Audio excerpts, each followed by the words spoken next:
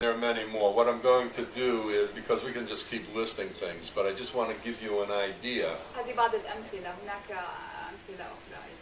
that if you go to, and I'm going to direct you where to go for information, because once I'm gone, you might have questions, and we want to be able to address the questions that you may have. So I'm going to give you a website address that you can easily access. We have over 5,000 pages of information on diabetes, and it's very user-friendly. وهو سيدلكم على مصدر معلومات عن طريق موقع إلكتروني لديه أكثر من 5,000 صفحة ومعلومات وافية عن السكري. And that's defeatdiabetes.org. والموقع اسمه Debete2.org التغلب على السكري. Okay, but you can always access this for whatever reason. If you forget, you can always access with Mona or with Scott. كنا أعطيكم العنوان اليوم قبل ما All right. The next thing that we want to address here is not only are there warning signs and the complications that we talked about, but now, what do we do if we think that there is a diabetes problem? وهو يريد أن يتكلم ليس فقط عن المؤشرات والبوادر ولكن يريد أن يتكلم عن التعرف عن المشكلة إذا هناك حالة سكري.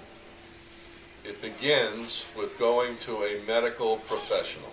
وهي تبتدئ بالذهاب إلى أخصائي إلى طبيب أخصائي. And that medical professional is a doctor of endocrinology. ويجب أن يكون طبيب متخصص بمرض السكري. They're specialists in this field, and they're the last word in medical on diabetes. هم أخصائيين في هذا المجال ويجب أن تعتمدوا عليهم كلياً بتشخيص حالة السكري. Regular doctors will not work. الأطباء العاديين لن يكونوا بنفس درجة الدقة. Because they can look when you have your appointment with an endocrinologist.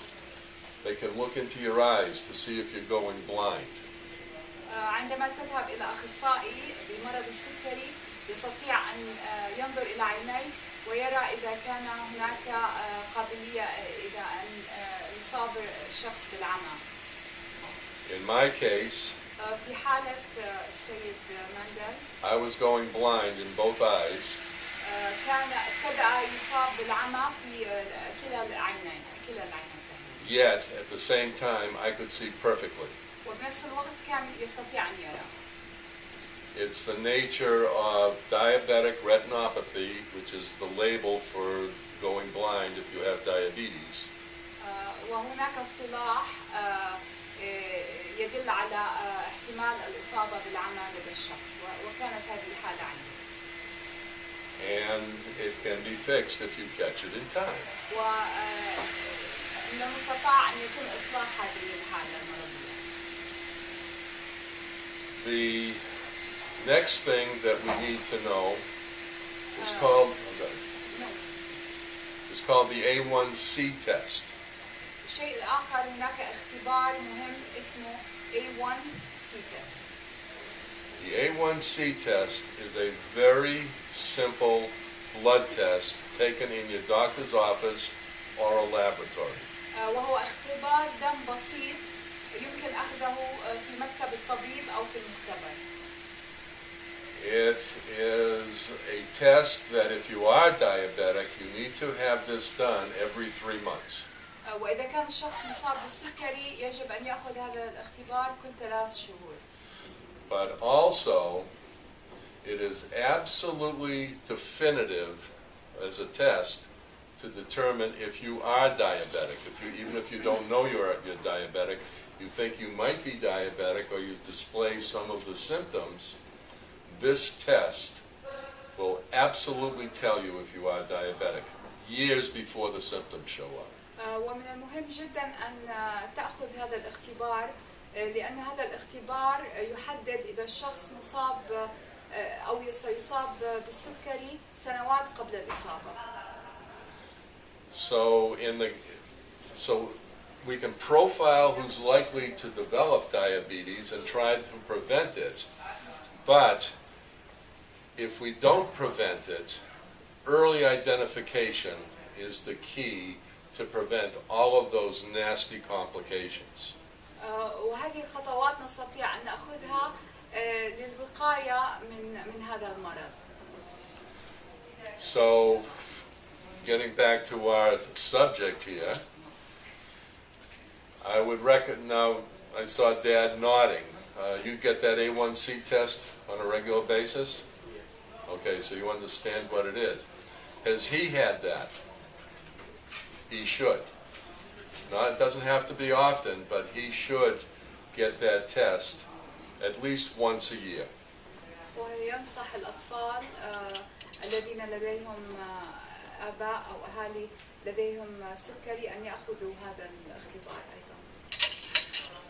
Routinely, everybody in the country should have an A1C test at least once a year or more if you are at high risk and an adult, say between the ages of 45 on up. هو يعتقد أنه يجب أن يؤخذ هذا الاختبار روتينيا كل سنة على الأقل للتعرف على احتمال الإصابة بمرض السكري أو لا. You have a health system in this country second to none. لديكم نظام صحي في الكويت ليس له مثيل في كل العالم. There is absolutely no reason that this should become an epidemic in your country as it has in the United States. وليس هناك أي سبب لأن يصبح هذا المرض مرض خطير أو كارثي مثل ما حصل في أمريكا. Diabetes is preventable. Type 2 diabetes is preventable. نستطيع أن نمنع مرض السكري نمط 2. So not only is it a medical disease for which we just spoke, but it is also a metabolic disorder. إنه ليس مرض طبي ولكنه مرض صحي أيضا. And what we mean by that is we have to start eating and be nutritionally correct. ويعني بهذا أننا يجب أن نأكل بطريقة صحية لكي نقي أنفسنا من هذا المرض. And when we talk about nutritionally correct, we're talking about a diet that should be heavy on fresh fruits and vegetables.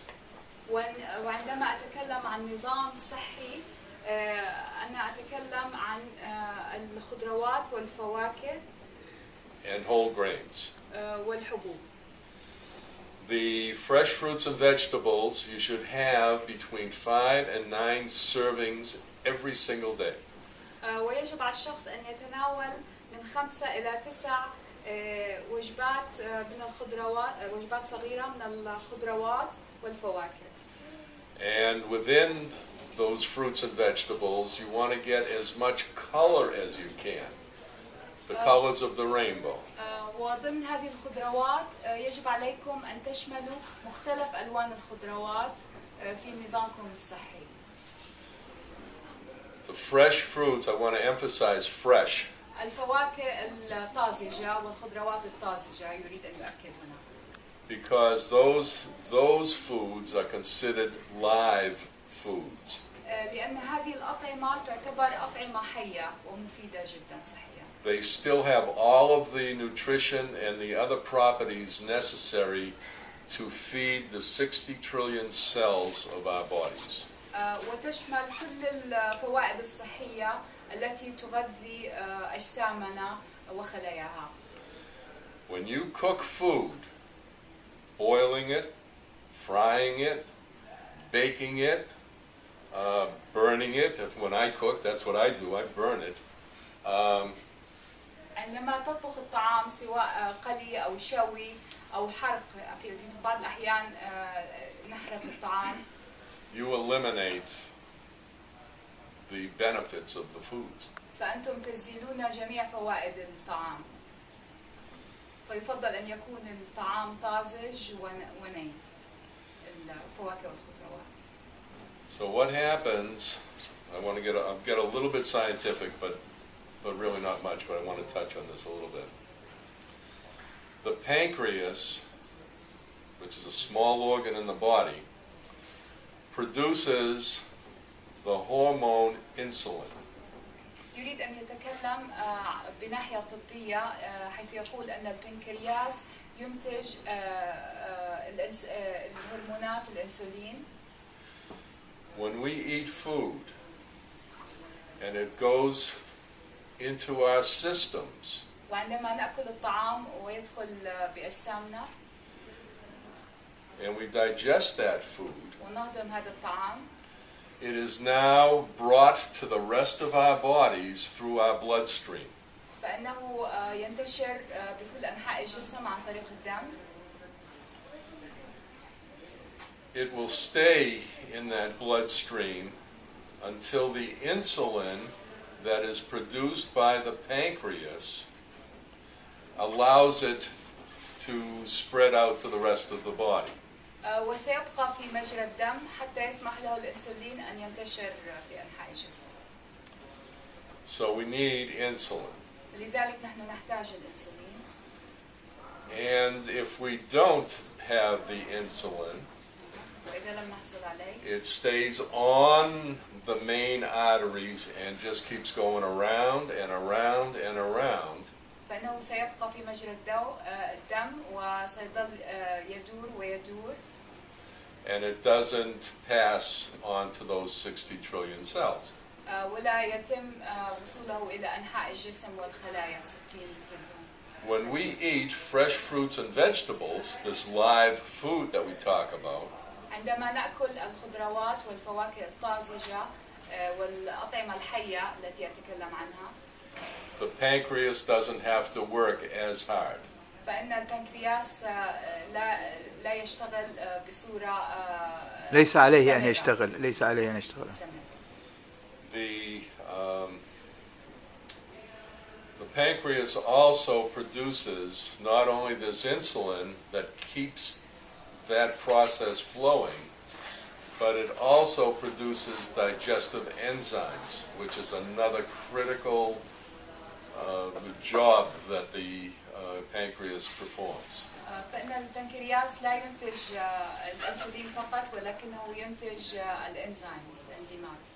So when you cook food beyond 112 degrees, and you do that for like 30 minutes, you are creating dead food with no nutritional value for the most part. فأنت عندما تطبخ الطعام بدرجة ما فوق 100 درجة مئوية فإنك تقتل الطعام. Okay, I mean there are properties. You get your protein from from various cooked sources, but for the most part, that critical nutrition is gone once you cook it out. في معظم الأحيان عندما يتم طبخ الطعام بصورة كبيرة فإنك تقتل الفائدة الغذائية. And I've been talking about this because the next thing we're going to talk about is the fast food industry that is rampant around here. We just took a ride into town and it's terrible. وهو الآن سيتكلم عن الوجبات الغذائية السريعة حيث هناك في جولة له في الكويت وجد أن هناك كثير من المطاعم للوجبات السريعة وهذه مشكلة كبيرة باعتقادي. It's bad food. I know a lot of it. سيء جدا. I know a lot of it comes from my country. بالرغم من أن كثير من هذه المطاعم تأتي من بلده. But I urge you, don't. لكنه يطلب منكم ويتوسل إليكم أن لا تقربوا هذا الطعام. There are very powerful people behind McDonald's and Burger Kings and Kentucky Fried Chicken and